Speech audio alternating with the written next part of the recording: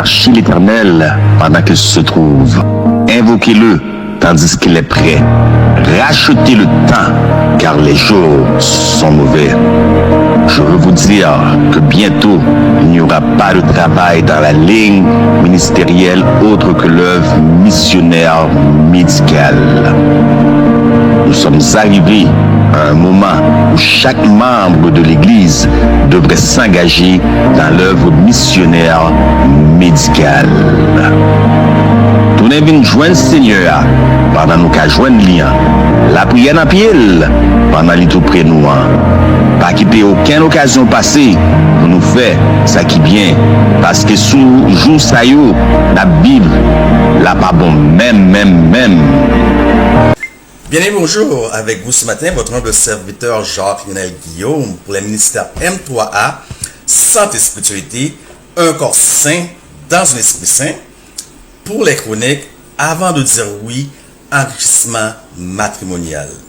Bien aimés, aujourd'hui nous devrions considérer ensemble le troisième pilier des 7 piliers des fondements de notre foi. Cependant, par mégarde, le second pilier qui fut préenregistré, a été effacé. Donc, c'est une vidéo que je vais reprendre pour vous, bien-aimés. Mais avant de commencer le message du jour, j'aimerais aviser que ça ne sera pas un message facile. Ça ne sera pas un message plaisant pour plusieurs d'entre vous et certains d'entre vous pourront même être choqués. Bien-aimés, vous vous mariez avec un homme, puis vous vous réveillez après 1 an de mariage, 2 ans ou 3 ans de mariage, pour découvrir la brutalité de cet homme. Un homme qui vous frappe constamment. Souvent, vous devez porter des lunettes de soleil pour cacher les lacérations sous vos yeux. Souvent, vous pouvez porter plusieurs maquillages pour masquer les marques laissées sur votre visage. Les enfants préfèrent se trouver en présence de leurs amis plutôt que d'être à la maison. Et lorsqu'ils sont à la maison et que ce mari rentre à la maison, ils préfèrent aller se cacher dans leur chambre pour éviter la présence de leur père, qui est un homme brutal et violent tellement ils en ont peur. Vous n'en pouvez plus de cette vie. Vous décidez un jour, un bon matin, assez, c'est assez, vous décidez de vous divorcer.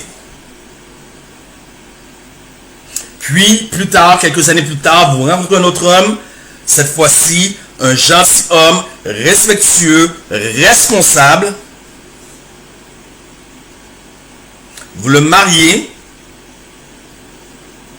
et tout va bien, tout va à merveille dans votre couple. Mais vous vous réveillez dans la seconde résurrection pour le jugement des damnés. Pourquoi? Parce que vous avez divorcé cet homme, vous vous êtes remarié aux yeux de la justice humaine, aux yeux des hommes, vous avez bien fait. Mais devant les yeux de l'Éternel, vous êtes considéré encore marié à votre premier mari et vous êtes maintenant en état d'adultère. Bien-aimés, lorsqu'il s'agit de la loi de l'Éternel, l'Éternel ne joue pas. L'Éternel ne joue pas. Et au sein de l'Église, nous retrouvons plusieurs personnes vivant en adultère. Car l'Éternel a dit, la seule cause de divorce, c'est l'adultère. Bien-aimés, vous vous mariez avec une femme. Vous devez travailler 2 emplois pour subvenir aux besoins de la famille, sans compter que cette femme a aussi une petite jobine. Cette femme garde tout son argent caché. Elle prend l'argent que vous gagnez. Elle s'en va dans les casinos. Elle s'en va dans les bars. Elle met pièces de monnaie après pièces de monnaie dans les boîtes de jeux, gaspillant tout l'argent, portant à vivre dans l'inquiétude d'où viendra le pain de demain.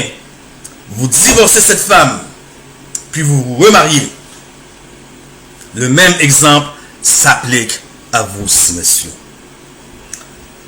Lorsqu'il s'agit de divorce, l'Éternel a donné une loi. Il a dit sauve pour adultère. Sauve veut dire sauve. Il n'y a pas oui mais ça, non, sauve pour adultère. Et lorsque l'Éternel parle de sa loi, l'Éternel ne joue pas. Et vous vous dites, est-ce que j'aurais dû rester là, me faire tabasser dessus pour le restant de mes jours?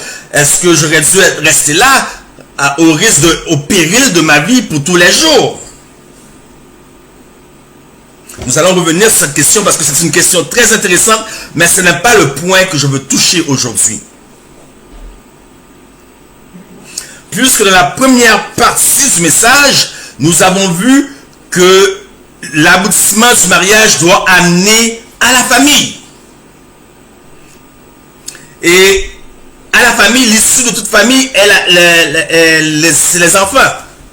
Et quand est-ce planifie-t-on l'éducation d'un enfant? L'éducation d'un enfant se fait 15 ans avant sa naissance. Ainsi, il y a une préparation avant le mariage.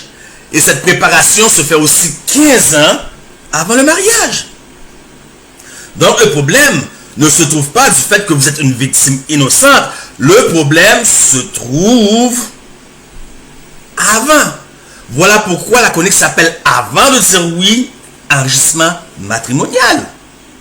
Voilà pourquoi aujourd'hui, comme j'ai dit, nous allons considérer le deuxième pilier qui est le sanctuaire.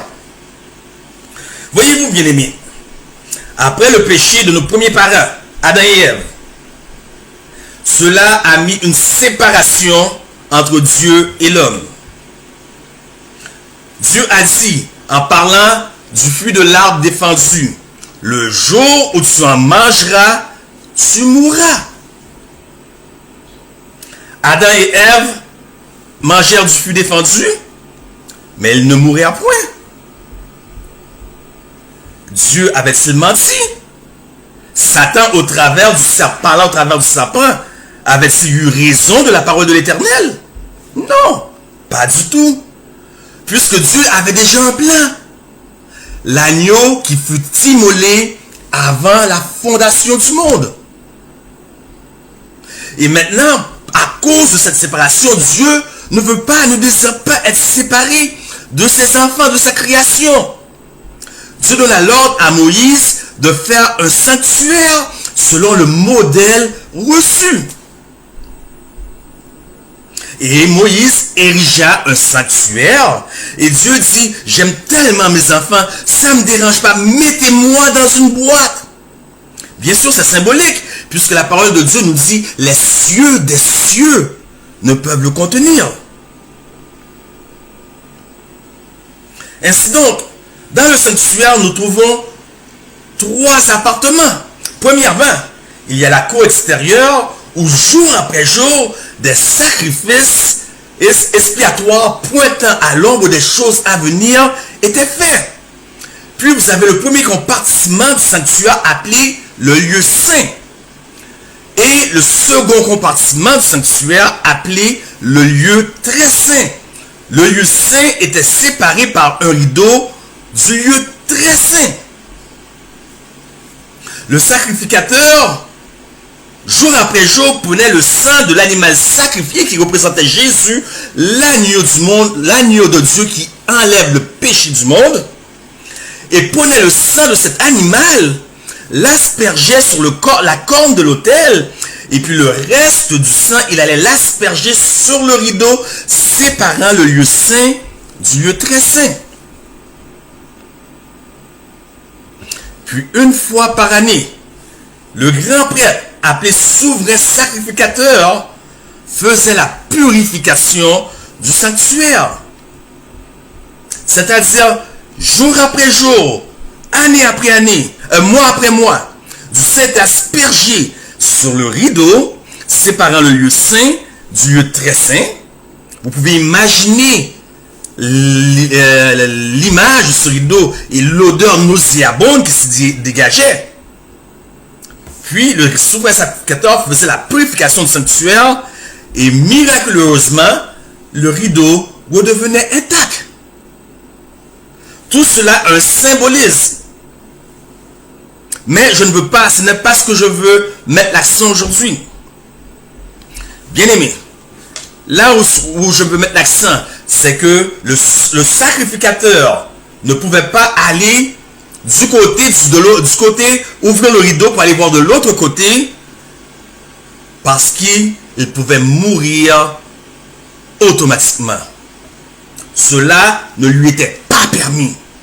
Seul le grand prêtre pouvait aller au-delà du voile pour voir ce qu'il y avait de l'autre côté dans le lieu très saint. Cependant,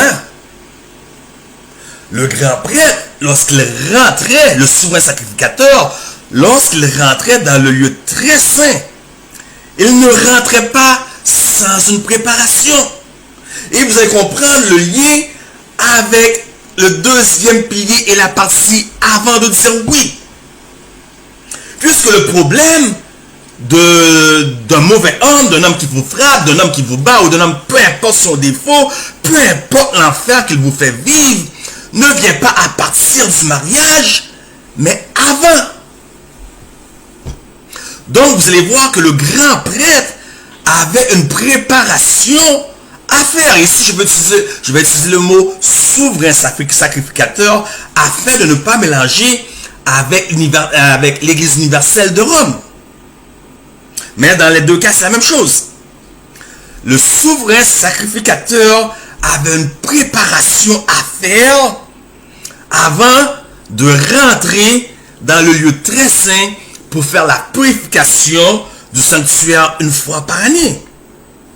Et non seulement cela, un jour avant le grand jour des expiations, tel que nous voyons en Lévitique 16, le souverain sacrificateur partait dans un lieu isolé, connu de personne, pour aller se recueillir, car elle allait se présenter devant la présence de Dieu lui-même, qui est un feu dévorant, un feu consumant pour le péché. Et s'il rencontrait quelqu'un sur son chemin, il criait à distance, « Ne m'approchez pas, ne me touchez pas !» Car cette personne pouvait s'approcher du souverain sacrificateur pour le toucher et le rendre cérémoniellement impur, de sorte que lorsqu'il se présenterait dans le lieu très saint devant la présence de l'Éternel, il mourrait automatiquement. Il devait passer la nuit éveillé, car s'il s'assouplissait dans le sommeil, quelqu'un pouvait juste toucher la queue de sa robe par méchanceté ou par mégarde et le rendre cérémoniellement impur. Voyez-vous, lorsque nous parlons de sainteté, se tenir en la présence d'un Dieu saint, un feu consumant pour le péché, Dieu ne joue pas. Et lorsque Dieu dit sauf pour cause d'adultère, Dieu ne joue pas, puisque vous mariez un autre homme, vous êtes reconnu devant l'État, devant l'humanité comme étant juste, mais Dieu ne reconnaît pas ce mariage, puisque votre premier mari, c'est ce mariage-là qu'il reconnaît, donc il vous voit en état d'adultère, et sa loi ne peut pas être changée.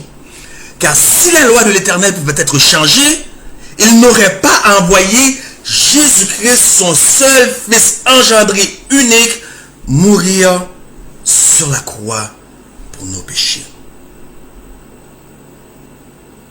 La loi de l'Éternel, c'est le transcript de son caractère. La Bible est claire. Je suis l'Éternel, je ne change pas. Bien aimé, alors voyez-vous, le problème ne se trouve pas avant le mariage, dans le mariage, mais avant. Le souverain sacrificateur avait une préparation à faire. Que faites-vous maintenant, bien-aimés? Puisque vous devez vous dire quel est le lien avec le sanctuaire et avant de dire oui. Que faites-vous lorsque vous êtes dans la période de fréquentation, ou est-ce que vous courtisez votre future prétendante qui va devenir votre épouse, votre futur prétendant qui va devenir votre époux, que faites-vous? Y a-t-il une préparation? Bien-aimés, les gens qui se fréquentent aujourd'hui ignorent toute préparation, de sorte qu'ils rentrent dans le mariage non préparés. Puis viennent les factures, viennent les enfants, viennent les obligations de la vie. Et par-dessus tout, viennent les conflits. Ils n'étaient point préparés à cela. Pourquoi? Parce que lorsque nous sommes dans la période de fréquentation, que fait-on? Des chocolats, des fleurs, des mots doux, des dîners au restaurant romantiques à la chandelle, peu importe. Et bien aimé, vous devez comprendre que je ne suis pas contre cela, parce que cela est important. Il est bon de voir encore des gens de la vieille école qui croient encore à la romance, au sentimentalisme. Donc je ne suis pas contre cela. Mais si c'est tout ce que vous faites pendant la période de fréquentation, il n'y a donc aucune préparation. Plusieurs personnes rentrent dans la période de fréquentation et ils passent des heures et des heures au téléphone. La loi de l'Éternel est parfaite. Elle restaure l'âme. L'esprit de prophétie dit clairement que le cerveau a une limite. Donc le cerveau devient fatigué après 21 heures. Donc imaginez, vous vous réveillez à 5h30 du matin, votre cerveau emmagasine toute la journée des informations conscientes et des informations non conscientes qui s'enregistrent dans le subconscient. Rendu à 21 heures, votre cerveau est fatigué.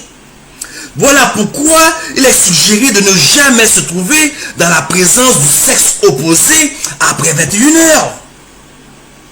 Pourquoi? Parce qu'après 21 heures, le cerveau est fatigué et il y a moins de capacité à résister à la tentation, au péché. Donc dans vos conversations, nous trouvons des inhibitions qui baissent. Et vous pouvez dire n'importe quoi. Ce qui peut amener à pécher, non plus maintenant en action, mais en pensée et en parole. Et une fois les inhibitions baissées, ça prend une seule porte d'entrée pour que d'autres inhibitions se baissent aussi. Et puis après, ce sont les bisous, les caresses. Et puis ça finit par de gros touchés indécents jusqu'à, dans certains cas, la fornication. Mais notez que le sacrificateur ne pouvait pas aller au-delà du voile pour voir ce qu'il y avait, de peur qu'il meure automatiquement. Et lorsque vous tombez dans cette fornication, vous allez au-delà du voile et immédiatement, bien aimé, l'Éternel vient de mettre un interdit, une malédiction sur votre union. Car tout ce qui peut être caché par un bikini ne devrait ni être touché, ni être vu pendant la période de fréquentation. Mais après le mariage, vous avez une promotion, vous passez de sacrificateur à souverain sacrificateur, et là, vous avez tous les droits au monde d'aller au-delà du voile pour voir ce qu'il y en est sans être consumé. Bien-aimés, c'est sérieux. C'est sérieux. Trouvez-moi une femme vierge aujourd'hui à 20 ans. Un homme vierge aujourd'hui à 20 ans. Il en existe presque pas, pour pas généraliser. Il n'en existe pas. Il y a une fréquentation, une préparation à faire. Lorsqu'on fréquente une personne, on ne voit que le moment présent. Aucune préparation est faite. Donc, vous ne savez rien du passé de cette personne. Vous voyez son présent et vous ne vous questionnez pas non plus sur son futur. L'Éternel ne joue pas lorsqu'il s'agit du péché.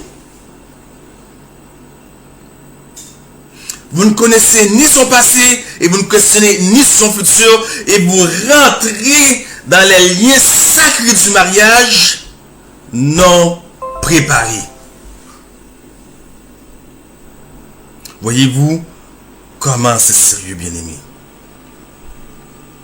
Voyez-vous, plusieurs personnes sont liées pour la vie avec une personne avec lequel ou laquelle ils ou elles sont mal assortis.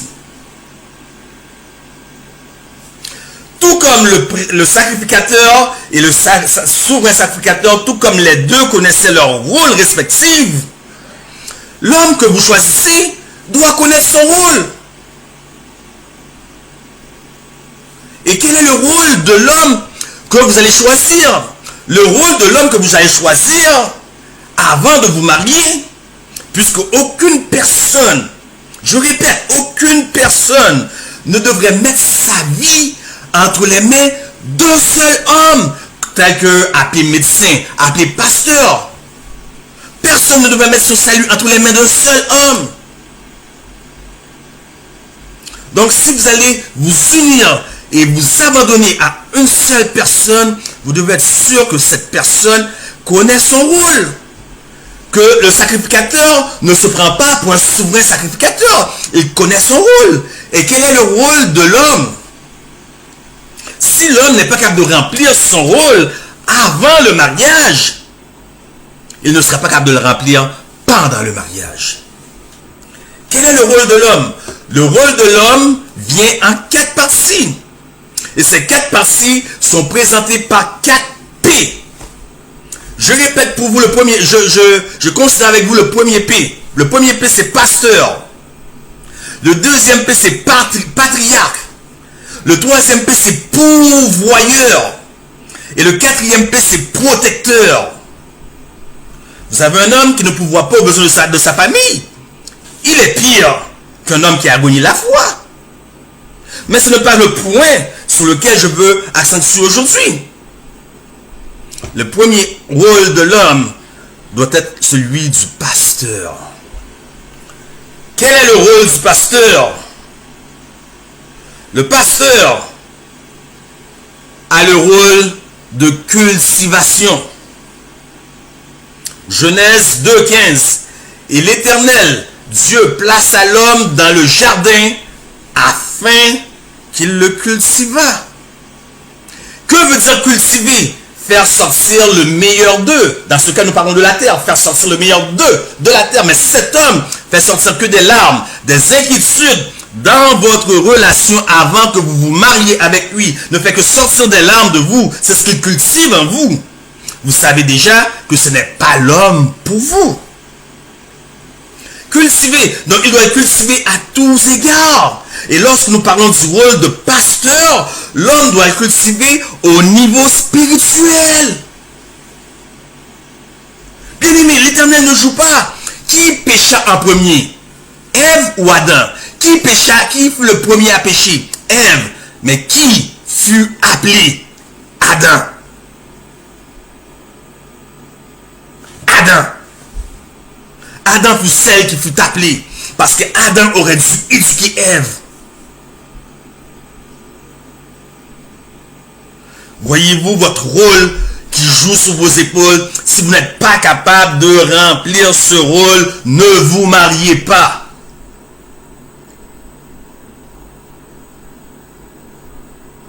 Maintenant, bien-aimés,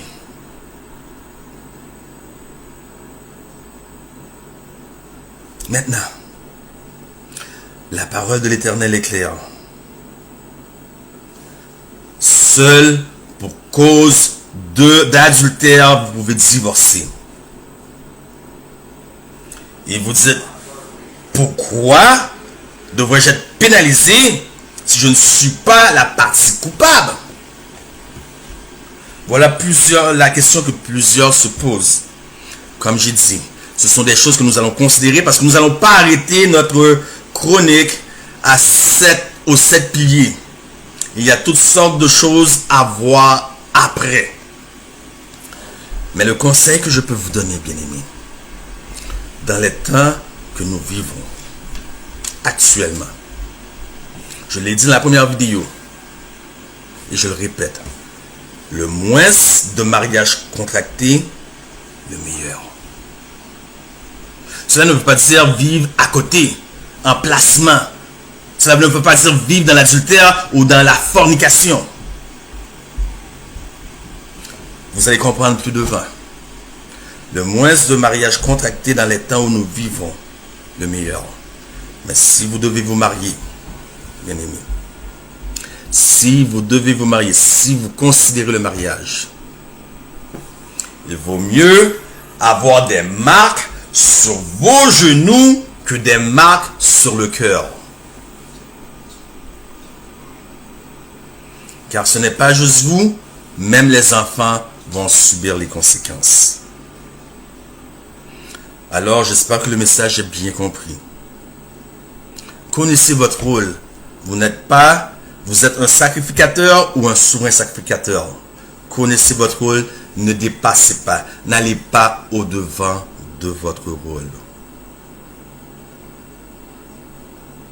C'était votre humble serviteur, Jean-Réal Guillaume, pour les ministères M3A Santé Spiritualité, un corps saint dans un esprit saint. Que Dieu vous bénisse.